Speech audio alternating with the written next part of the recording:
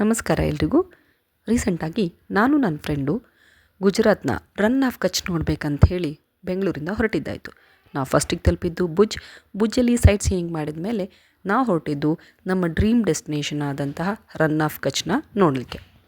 ಅಲ್ಲಿ ನಾವು ಉಳ್ಕೊಂಡಿದ್ದಂತಹ ರೆಸಾರ್ಟ್ನ ಹೆಸರು ವೈಟ್ ರನ್ ರೆಸಾರ್ಟ್ ಅಂತೇಳಿ.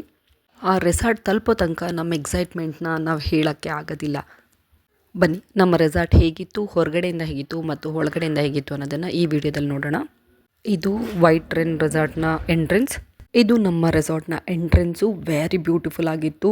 ಕ್ಯಾಮಲ್ಸ್ ಎಲ್ಲ ಕ್ರಿಯೇಟ್ ಮಾಡಿದರು. ಇದು ರಿಸೆಪ್ಷನ್ನು. ನಾವು ಉಳ್ಕೊಂಡಿದ್ದು ಪ್ಯೂರ್ ಟೆಂಟ್ ಸಿಟಿ. ಆ ಟೆಂಟ್ಗಳಲ್ಲಿ ಉಳ್ಕೊಳ್ಳೋದೇ ಒಂದು ಮಜಾ. ಇಲ್ಲಿ ಬಂದುಬಿಟ್ಟು ಇದು ಪ್ಯೂರ್ಲಿ ಸೀಸನ್ ಬೇಸ್ಡು. ನವಂಬರಿಂದ ಫೆಬ್ರವರಿಗೆ ಮಾತ್ರನೇ ಈ ಟೆಂಟ್ ಸಿಟಿ ಅವೈಲಬಲ್ ಇರುತ್ತೆ. ನೀವು ಸುತ್ತ ನೋಡ್ತಿರ್ಬೋದು, ನೂರಾರು ಟೆಂಟ್ಗಳನ್ನ ಅವ್ರು ಹಾಕಿದ್ದಾರೆ.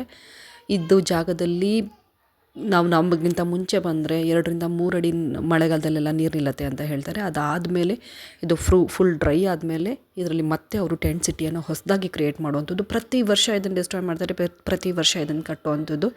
ಈ ಟೆಂಟ್ಗಳನ್ನೆಲ್ಲ ವಾಶ್ ಮಾಡಿಬಿಟ್ಟು ಎತ್ತಿಡ್ತಾರಂತೆ. ಆಮೇಲೆ ರನ್ ಉತ್ಸವ ಬಂದಾಗ ಟೆಂಟ್ಗಳನ್ನ ಕ್ರಿಯೇಟ್ ಮಾಡ್ತಂತೆ. ಇದು ನೋಡಿ ನಮ್ಮ ಟೆಂಟ್ನ ಒಳಗಡೆ ಹೇಗಿತ್ತು ಅನ್ನೋದು. ಇದು ತುಂಬ ತಿಕ್ಕಾಗಿರುವಂಥ ಶೀಟ್ಗಳನ್ನು ಬಳಸಿದ್ರು. ಅದು ಪ್ಯೂರ್ ಕಾಟನ್ ಶೀಟ್ ಥರ ಇತ್ತು.